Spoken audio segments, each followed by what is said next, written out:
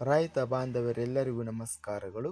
ಕರ್ನಾಟಕ ವ್ಯವಸಾಯ ಮಾರುಕಟ್ಟೆಯ ಕಡಲೆಕಾಳು ಯಾವ ಮಾರುಕಟ್ಟೆಯಲ್ಲಿ ಎಷ್ಟು ರೇಟ್ ನಡೆದಿದೆ? ತುಂಬ ಸ್ನೇಹಿತರು ಚಾನಲನ್ನು ಸಬ್ಸ್ಕ್ರೈಬ್ ಮಾಡದೆ ವಿಡಿಯೋವನ್ನು ನೋಡ್ತಾ ಇದ್ರೆ ದಯವಿಟ್ಟು ಚಾನಲನ್ನು ಸಬ್ಸ್ಕ್ರೈಬ್ ಮಾಡಿಕೊಳ್ಳಿ, ವಿಡಿಯೋವನ್ನು ಲೈಕ್ ಮಾಡಿ ಮತ್ತು ಶೇರ್ ಮಾಡಿ. ದಿನಾಂಕ 30 ಸೆಪ್ಟೆಂಬರ್ 2025.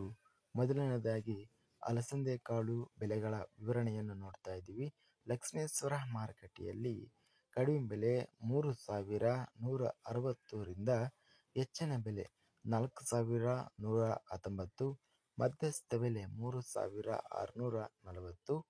ಆನೇಕಲ್ ಮಾರುಕಟ್ಟೆಯಲ್ಲಿ ಅಲಸಂದೆ ಕಾಳು 6,500 ರೂಪಾಯಿ ರೇಟು ನಡೆದಿದೆ.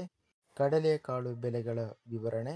ಕಲಬುರಗಿ ಮಾರುಕಟ್ಟೆಯಲ್ಲಿ ಹೆಚ್ಚಿನ ಬೆಲೆ 5,800 ರೂಪಾಯಿ ಇದೆ.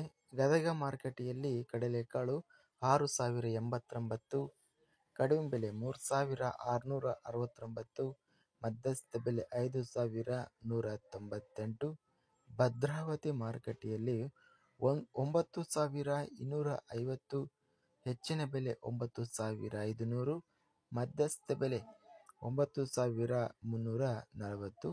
ಲಕ್ಷ್ಮೇಶ್ವರ ಮಾರುಕಟ್ಟೆಯಲ್ಲಿ 4,169 ರೂಪಾಯಿಯಿಂದ ಹೆಚ್ಚಿನ ಬೆಲೆ 5,260, ಮಧ್ಯಸ್ಥ ಬೆಲೆ 4,563.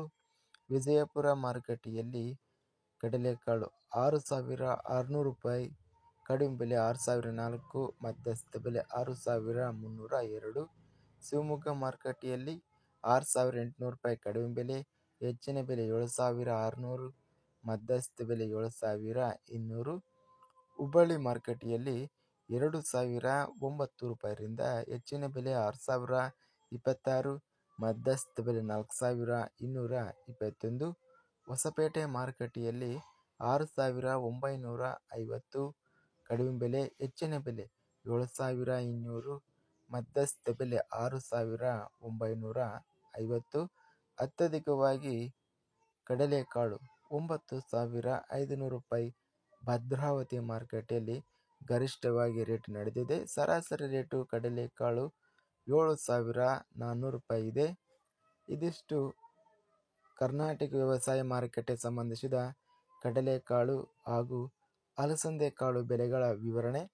ಇಂತಹ ತಾಜಾ ಮಾರುಕಟ್ಟೆಯ ಬೆಲೆಗಳ ವಿವರಣೆಗಾಗಿ ನಮ್ಮ ಚಾನಲನ್ನು ಕೂಡಲೇ ಸಬ್ಸ್ಕ್ರೈಬನ್ನು ಮಾಡಿಕೊಳ್ಳಿ, ಪಕ್ಕದಲ್ಲಿರುವ ಗಂಟೆ ಸಿಂಬಲನ್ನು ಪ್ರೆಸ್ ಮಾಡಿ.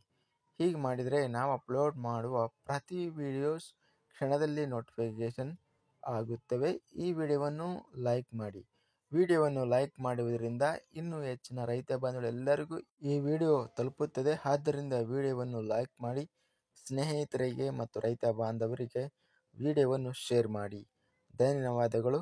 ಜೈ ಜವಾನ್, ಜೈ ಕಿಸಾನ್.